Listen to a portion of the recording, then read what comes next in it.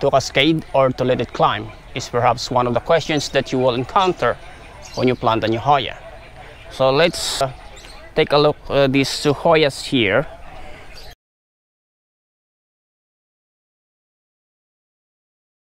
This is an Abscora.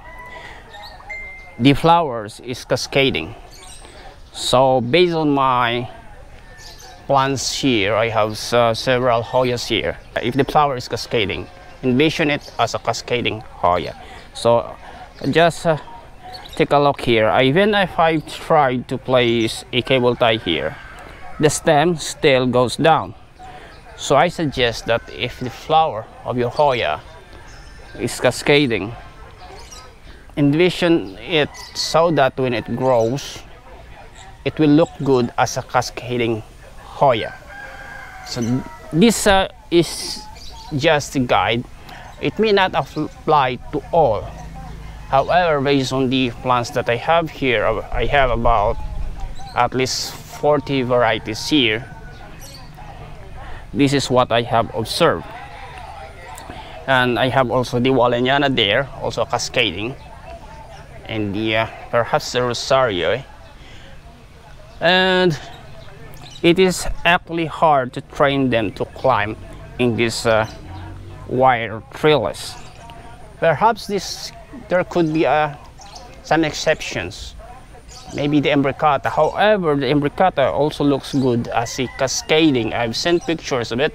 The cascading leaves looks like tacos actually, and I'm not sure if the Imbricata will climb this kind of wire. I believe it will still try to cascade down when the Imbricata grows. I have the Imbricata there, however it is still too small. So this second Hoya here is the Crassicalis. The flower for this Hoya is globose, and the stem here is soft, and you can allow it to you can train it to climb. However, as it grows older, the stem will become very stiff, so you can train them as they grow, and you can also have them cascade if you prefer to, because I have some carnosus that is just cascading down. So the globose flower is good in both cascading and climbing like this one, but I prepare my globose flower to have this. Actually, I would like my Hoyas to be on a trellis like this. However, there are just some that is difficult to make it happen. And another thing is that I have the Coronaria there, and the Madolidi, and the Imperialis.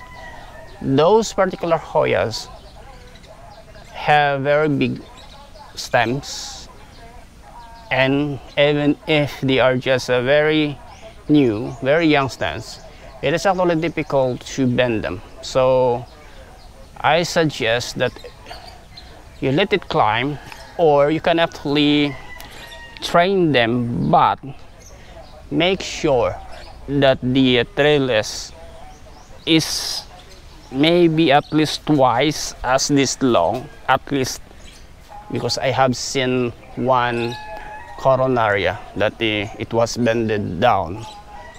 It was planted on a nylon twine. There is a pot, and then the nylon twine supports the pot, and it was bending down, and the stem of the Coronaria is actually as big as the Madolidi, just smaller than compared to the Imperialis.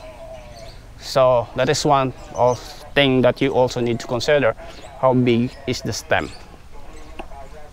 So, and regarding the bush Hoya, so the bush Hoya, when you plant it, make sure that the pot cannot be easily rotated by the wind.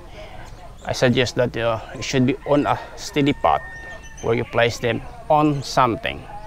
But if you insist to place it on a hanging pot, maybe you can place it on a wire like this one, and you can make sure that it cannot be rotated very easily. So that's it. I hope I gave you a little guide on how to envision your Hoya as they grow bigger. Click subscribe and notification bell to keep you updated with my next uploads. Thank you for watching.